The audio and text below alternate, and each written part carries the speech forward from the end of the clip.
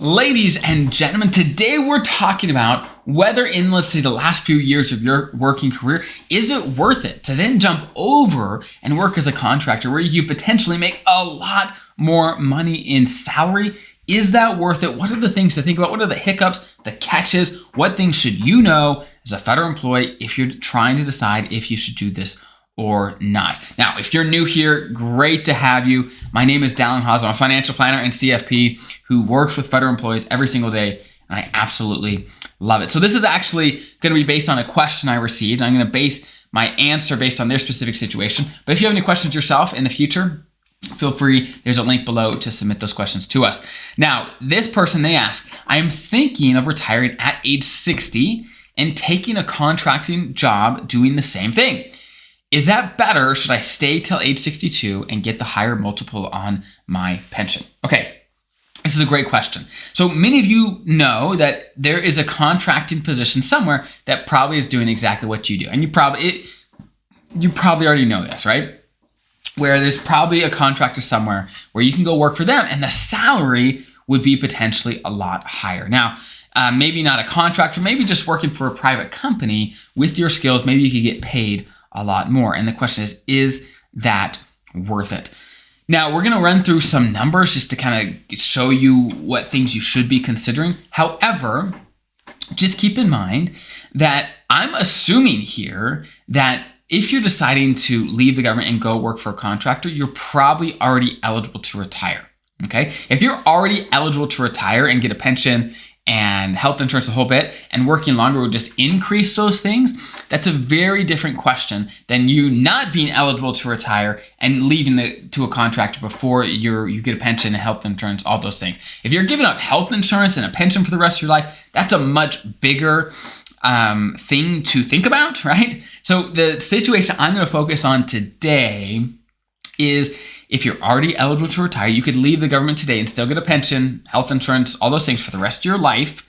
But if you did keep working for the government, your pension would be bigger. You may get a higher multiplier on your pension, a bunch of things, right? Okay, so with that being said, let's dive right in.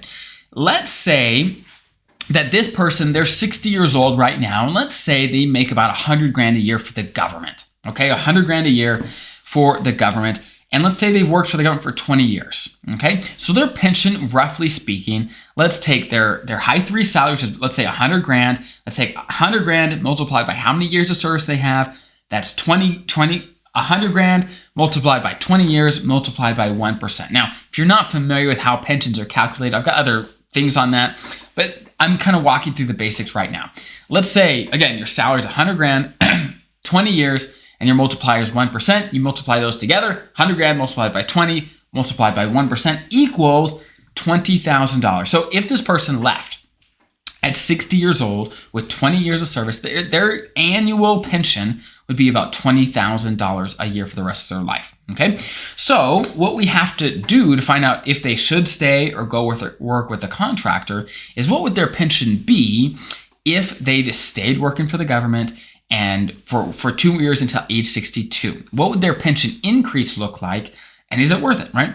So let's do the math there. Let's say just to keep things simple, their high three is again $100,000. But now they have 22 years of service because they worked an extra 2 years. So we take $100,000 multiplied by 22. But now, if you didn't know already, if you retire at age 62 or later with 20 or more years of service, your multiplier, basically how they calculate your pension, you get a 10% increase to your pension just by making to age 62 in 20 years. So it's a big bump you get right then. So again, he'd take $100,000 multiplied by 22 this time, multiplied by 1.1%, and we get $24,200. So instead of $20,000 a year, he would get $24,200 for the rest of his life. So long story short, for working a couple extra years, keeping a few things simple, he'd get about an extra $4,200 for the rest of his life every single year.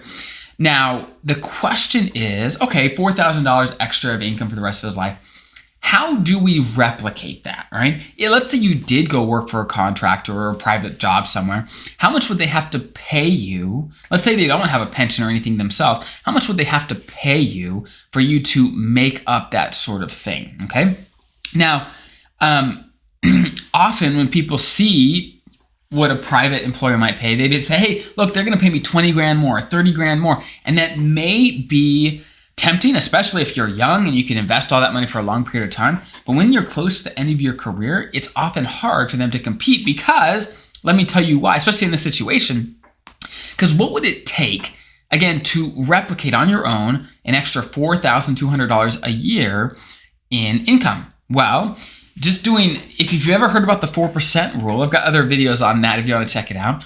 We can use that rule to figure out how much money you'd have to have and saved in a retirement account like your TSP to replicate an extra $4,000 a year for the rest of your life of income. Long story short, I've done the math already, right?